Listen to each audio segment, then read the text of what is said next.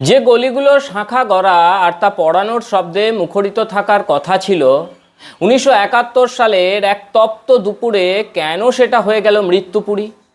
আজ আমরা ফিরে যাব বাংলাদেশের সেই শাঁখারি বাজারের সেই রক্ত ভেজা গলিগুলোতে, যেখানে নর্দমার জল নয়, বইছিল বাঙালির রক্ত। ইতিহাসের এমন আরও অনেক অজানা এবং সত্য অধ্যায় নিয়মিত পেতে এখনই চ্যানেলটি সাবস্ক্রাইব করে বেল আইকনটি চেপে রাখুন। আপনার একটি সাবস্ক্রিপশন আমাদের এই গবেষণালব্ধ কাজগুলো সবার কাছে পৌঁছে দিতে সাহস যোগাবে। নমস্কার, আমি শুভ্র চট্টোপাধ্যায় আর আপনারা দেখছেন মাধ্যম। আজ আমাদের ভিডিও বাংলাদেশের শাঁখারি বাজারে হিন্দু গণহত্যা নিয়ে। বর্তমান সময়ে রাজ্যের মুখ্যমন্ত্রীর এক সেকেন্ডে গুঁড়িয়ে দেওয়া মন্তব্য যখন সারা রাজ্যে বিতর্কের ঝড় তুলেছে, তখন হিন্দু বাঙালির দুর্দশার ইতিহাস নিয়ে এই ভিডিও যথেষ্ট তাৎপর্যপূর্ণ। 1971 সালের 26শে মার্চ, চৈত্র মাসের তপ্ত দুপুর গড়িয়ে বিকেল নেমেছে। ঢাকার আকাশ তখন ধোঁয়ায় আচ্ছন্ন, চারিদিকে বারুদের গন্ধ। কিন্তু পুরনো ঢাকার শাঁখারি বাজারের সরু গলিগুলোতে তখন এক মৃত্যুপুরীর স্তব্ধতা।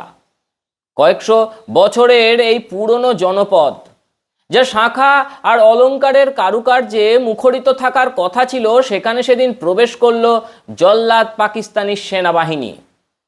বিকেল গড়াতেই ভারী বুটের শব্দে কেঁপে ওঠে শাঁখারি বাজারের প্রাচীন দেওয়ালগুলো। পাকিস্তানি সেনারা প্রতিটি বাড়িতে ঢুকে শুরু করে তাণ্ডব। প্রত্যক্ষদর্শী অমর সুরের বর্ণনা অনুযায়ী পাকিস্তানি সৈন্যরা নাগরিকদের কোনো সুযোগ দেয়নি। তারা ঘরে ঘরে ঢুকে বাসিন্দাদের টেনে হিঁচড়ে রাস্তায় বের করে আনছিল। কেউ ভয়ে খাটের নিচে বা আলমারির আড়ালে লুকোলে সেখান থেকেই তাদের ওপর চালানো হচ্ছিল ব্রাশ ফায়ার। শাঁখারি বাজারের বাড়িগুলো ছিল গায়ে গা লাগানো, অত্যন্ত ঘনবসতিপূর্ণ। পাকিস্তানি সৈন্যরা জানতো একবার আগুন লাগিয়ে দিলে পুরো এলাকা ছাড়খাড় হয়ে যাবে, তাই তারা কেবল গুলি করেই ক্ষান্ত হয়নি, দাহ্য পদার্থ ছিটিয়ে একের পর এক বাড়িতে সেদিন আগুন ধরিয়ে দিল তারা।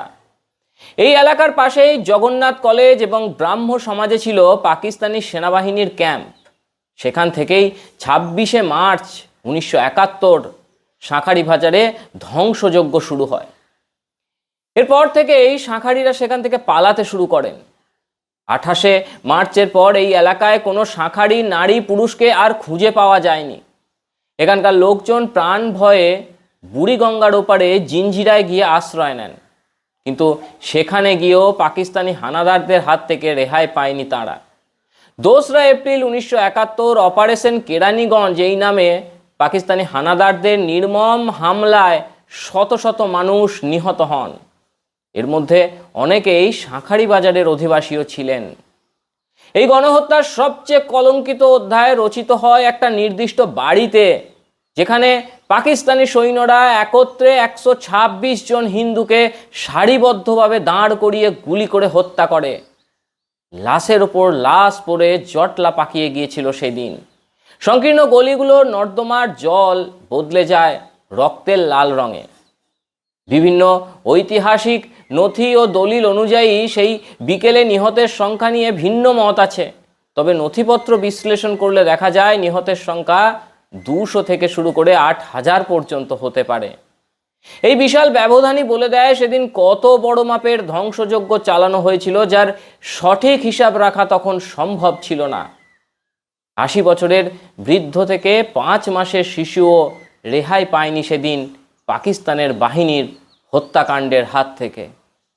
আগুনে জ্বালিয়ে পুড়িয়ে দেওয়া হয়েছিল এলাকার সমস্ত ঘরবাড়ি। শাঁখারি বাজার রাস্তার ওপর লাশ পড়ে থাকতে দেখা যায় কয়েকদিন পর্যন্ত। পরে সেই লাশ সৎকারের জন্য লোক পাওয়া যায়নি। অবশেষে সব লাশ তুলে নিলেও এক ভিক্ষুকের লাশ অনেক দিন রাস্তায় পচে গলে পড়েছিল। হানাদার আর রাজাকারদের অত্যাচারে শাঁখারি বাজার গলির দুই পাশে প্রায় 200 বাড়ির একজনও আর এলাকায় থাকতে পারেননি। শাঁখারি বাজারের এই হত্যাকাণ্ড কেবল একটা সামরিক অভিযান ছিল না, এটা ছিল একটা জাতির আত্মপরিচয় মুছে ফেলার চেষ্টা। হিন্দু গণহত্যার বীভৎসতাকে উদযাপন করার জন্য পরবর্তীকালে এই ঐতিহাসিক রাস্তার নাম বদলে রাখা হয়েছিল টিক্কা খান রোড। ভাবতে পারেন আপনারা, জেনারেল টিক্কা খান, যিনি বাংলার কসাই হিসেবে পরিচিত, তার নামে একটা জনপদের নামকরণ ছিল পরাজিত ও নিপীড়িত মানুষের কাটা ঘায়ে নুনের ছিটে দেওয়ার মতো এক চরম ঔদ্ধত্য। পাকিস্তানি বাহিনী 25শে মার্চ রাত থেকেই বেছে বেছে হিন্দু অধ্যুষিত এলাকা এবং বুদ্ধিজীবীদের উপর আক্রমণ চালায়। শাঁখারীবাজার ছিল তাদের সেই সাম্প্রদায়িক ও জাতিগত নির্মূল অভিযানের অন্যতম কেন্দ্রবিন্দু। শাঁখারীবাজার ছিল বাঙালি হিন্দু সংস্কৃতির একটা বড় কেন্দ্র। সেখানে আঘাত করার অর্থ ছিল বাঙালির হাজার বছরের ঐতিহ্যে আঘাত আনা। সে উদ্দেশ্যে হানাদার বাহিনী এই হত্যাকাণ্ড পরিচালনা করে। শাঁখারীবাজারের সেই ভয়াবহ বিকালের চিত্র আন্তর্জাতিক সংবাদ মাধ্যমগুলোতে উঠে এসেছিল এক নির্মম এবং পরিকল্পিত গণহত্যার দলিল হিসেবে। ব্রিটিশ সাংবাদিক সাইমন ড্রিঙ্ক 30শে মার্চ দ্য ডেইলি টেলিগ্রাফে প্রকাশিত তার ঐতিহাসিক প্রতিবেদনে পুরনো ঢাকার ঘিঞ্জি গলিগুলোতে পাকিস্তানি বাহিনীর কামানের গোলা আর মেশিন গান নিয়ে ঝাঁপিয়ে পড়ার বর্ণনা দেন, যেখানে ঘরে ঢুকে নিরীহ বাসিন্দাদের হত্যা করে পুরো এলাকা জ্বালিয়ে দেওয়ার চিত্র ফুটে ওঠে। এর কিছুদিন পর দ্য নিউ ইয়র্ক টাইমসের সাংবাদিক সিডনি স্যান্ডবার্গ তার প্রতিবেদনে পরিষ্কারভাবে উল্লেখ করেন যে পাকিস্তানি সৈন্যরা পরিকল্পিতভাবে শহরের হিন্দু অধ্যুষিত এলাকাগুলোকে লক্ষ্যবস্তু বানাচ্ছে এবং জীবন বাঁচাতে পালানোর চেষ্টাকারীদের ওপর নির্বিচারে গুলি চালাচ্ছে। তবে শাঁখারীবাজারের মতো জনপদগুলোতে যে সুপরিকল্পিত জাতিগত নিধন বা এথনিক ক্লিনজিং চালানো হয়েছিল তার সবচেয়ে ভয়াবহ বর্ণনা দেন অ্যান্থনি মাসকারেনহাস। 13ই জুন দ্য সানডে টাইমসে প্রকাশিত তার বিশ্বকাপানো জেনোসাইড শীর্ষক প্রতিবেদনে তিনি সরাসরি পাকিস্তানি সামরিক কর্মকর্তাদের বরাতে জানান, শাঁখারীবাজারের মতো এলাকাগুলো ছিল তাদের ক্লিনিং অপারেশনের প্রধান লক্ষ্যবস্তু, যার মূল উদ্দেশ্য ছিল ভয়ঙ্কর সহিংসতার মাধ্যমে একটি বিশেষ জনগোষ্ঠীকে সমূলে নির্মূল করা। শাঁখারীবাজারের আরও ভয়াবহ ঘটনা ঘটে শাঁখারীরা চলে যাওয়ার পর। জনমানব শূন্য এ মহল্লার প্রতিটি ঘরে তারা লুট তরাজ করে। স্বর্ণ অলংকার আসবাবপত্র সব লুটে নেয় হানাদার এবং তাদের দেশীয় দোসররা। এরপর এলাকার বাড়িগুলো দখল করে বসবাস করতে শুরু করে সেখানকার বিহারিরা। তারা এই এলাকার নাম পরিবর্তন করে রাখে টিক্কা খান রোড। এই বিহারি মুসলমানরা। টিক্কা খান ছিল বাঙালি হত্যাযজ্ঞের অন্যতম হোতা। 16ই ডিসেম্বর বাংলাদেশ স্বাধীন হলে স্বস্তি আসে শাঁখারীদের মনে। বেঁচে থাকা শাঁখারীরা ফিরে আসেন তাদের বাড়িঘরে। এসে দেখেন পুরো এলাকা মৃত্যুপুরী হয়ে আছে। ঘর বাড়ির খোলস শুধু বাকি ছিল। ঘরের কোনো কিছুই পাননি তারা, এমনকি জল খাওয়ার জন্য একটা গ্লাসও রেখে যায়নি পাকিস্তানি হানাদার এবং তাদের দোসররা। মন্দিরগুলো সবই গুঁড়িয়ে দেওয়া হয়েছিল, সরিয়ে ফেলা হয়েছিল তাদের সমস্ত দেবদেবীকে, ভাঙচুর করে দেওয়া হয়েছিল দেবদেবীর মূর্তিগুলোকে। এমন শূন্য অবস্থা থেকেই বাংলাদেশে জীবন শুরু করে শাঁখারী সম্প্রদায়। বাংলাদেশের স্বাধীনতা যুদ্ধ দলিলপত্র এই গ্রন্থের 8ম খণ্ডে 17 থেকে 19 পাতায় লিপিবদ্ধ রয়েছে এই গণহত্যার প্রত্যক্ষদর্শী পূর্ণচন্দ্র বসাকের জবানবন্দি। তার কিছুটা অংশ আমরা তুলে ধরছি। আপনারা উপলব্ধি করতে পারবেন এই ঘটনার বীভৎসতা ঠিক কতটা ছিল। 27শে মার্চ শুনলাম শাঁখারীবাজারে কোর্টে প্রবেশের পথে একটা বাড়িতে 10 জন হিন্দুকে একই ঘরে গুলিবিদ্ধ করে হত্যা করা হয়েছে এবং ডক্টর শৈলেন সেনকে গ্রেফতার করে জগন্নাথ কলেজের পাক সেনাদের ছাউনিতে আটক করা হয়েছে। ইংলিশ রোড দিয়ে অগ্রসর হয়ে দেখলাম ইংলিশ রোড ফ্রেঞ্চ রোডের দুই পাশের কোটি কোটি টাকার কাঠের কারখানা ও মেশিনপত্র ভস্ম হয়ে পাক সেনাদের বীভৎসতার স্বাক্ষর হয়ে পড়ে আছে। দুই পাশের বাণিজ্য এলাকার সকল দোকান ও বাণিজ্য কেন্দ্র নিশ্চিহ্ন হয়ে আছে। রাস্তাঘাট শূন্য, কোথাও কোনো মানুষ নেই। আমি কাজী আলাউদ্দিন রোড হয়ে বাবুপুরা ফাঁড়িতে দেখলাম 8 জন পুলিশি পোশাক পরে লাশ গুলিতে ঝাঁঝরা করে ফাঁড়ির বারান্দায় ও রাস্তায় বিকৃতভাবে পড়ে আছে। রেল লাইনের দুই পাশের বস্তি এলাকা ভস্ম ছাই হয়ে পড়ে আছে। দেখলাম চারিদিক জনমানব শূন্য। আমি দ্রুত আমার বন্ধু ঢাকা বিশ্ববিদ্যালয়ের রসায়ন বিভাগের অধ্যাপক জি.কে. নাথ, সংস্কৃত অধ্যাপক রবীন্দ্রনাথ ঘোষ ঠাকুর, অধ্যাপক শ্রী পরেশচন্দ্র মণ্ডলের খোঁজে জগন্নাথ হলে ইঞ্জিনিয়ারিং বিশ্ববিদ্যালয়ের দিক থেকে প্রবেশ করে দেখলাম জগন্নাথ হলের চারিদিকের দেওয়াল গুলির আঘাতে ঝাঁঝরা হয়ে আছে। হলে জানলাসমূহের কাচ ভেঙে খান খান হয়ে পড়ে আছে। হলের পুকুরের পাড় দিয়ে অগ্রসর হওয়ার সময় দেখলাম হঠাৎ একজন মানুষ মাথা উপরের দিকে উঠে আসার চেষ্টা করছে। ভীত সন্ত্রস্ত, দিশেহারা, উন্মাদের মতো হয়ে জল থেকে মাথা তুলে ক্রন্দন ও বুকে চপেটাঘাত করতে করতে তিনি বলতে লাগলেন, দাদা ওদিকে যাবেন না, ওরা আমাদের সব মেরে ফেলছে। আমি লোকটিকে উন্মাদ মনে করে তার কথায় কান দিইনি। আমি আরও অগ্রসর হয়ে ক্যান্টিনের দিকে এগিয়ে গিয়ে দেখলাম একটা প্রাণীও নয়, নীরব জনমানব শূন্য।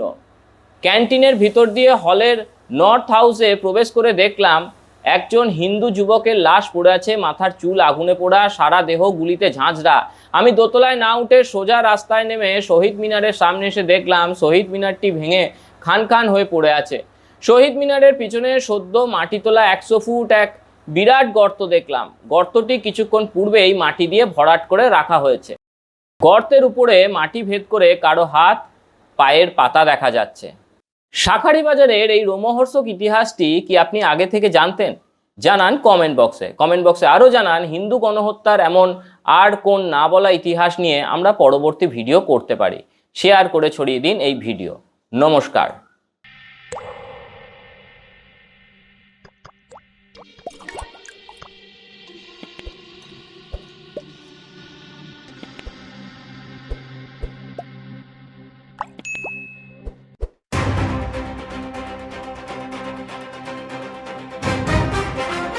मोदी जी का विजन और उसे धरातल पर उतारने का संकल्प, डॉक्टर मोहन यादव का मिशन, प्रगति की नींव सड़क। मुख्यमंत्री मजरा टोला सड़क योजना के तहत आदिवासी अंचलों के 20,650 छोटे गांव 30,900 किलोमीटर पक्की सड़कों से जुड़ रही हैं। 21,630 करोड़ रुपए का ऐतिहासिक निवेश, ताकि विकास आखिरी पायदान तक पहुंचे। राष्ट्रीय राजमार्ग प्राधिकरण और मध्य प्रदेश सड़क विकास निगम के बीच 1 लाख करोड़ रुपए का MOU, लगभग 4,000 किलोमीटर नई सड़कों का निर्माण मध्य प्रदेश भारत की ग्रोथ लाइन पर। प्रधानमंत्री ई-बस सेवा योजना के अंतर्गत 550 से अधिक शहरी ई-बसें। स्वच्छ परिवहन, स्मार्ट मध्य प्रदेश। प्रधानमंत्री नरेंद्र मोदी के नेतृत्व में सतना, दतिया और रीवा एयरपोर्ट का शुभारंभ। अब मध्य प्रदेश हवा में भी तेज। इंदौर मेट्रो शुरू, भोपाल मेट्रो जल्द। 100% रेल विद्युतीकरण, 14,745 करोड़ रुपए का रेल इंफ्रास्ट्रक्चर बजट, प्रगति की नई पटरी। सड़क, रेल और हवाई कनेक्टिविटी अब सिर्फ सफर नहीं, रोजगार का रास्ता बन रही है। मुंबई दिल्ली इंडस्ट्रियल कॉरिडोर से जुड़ता मध्य प्रदेश निवेश, उद्योग और युवाओं के भविष्य का नया केंद्र। 18,036 करोड़ की इंदौर मनमाड़ रेलवे लाइन, व्यापार, परिवहन और विकास को नई गति। मध्य प्रदेश अब संभावनाओं का पावर हाउस। प्रधानमंत्री नरेंद्र मोदी का विजन, आत्मनिर्भर भारत। मुख्यमंत्री डॉक्टर मोहन यादव का मिशन, हर जिले तक विकास, हर नागरिक तक विश्वास। नया मध्य प्रदेश, जहां अधोसंरचना बने आधार और विकास बने पहचान। विकास, विश्वास, भविष्य।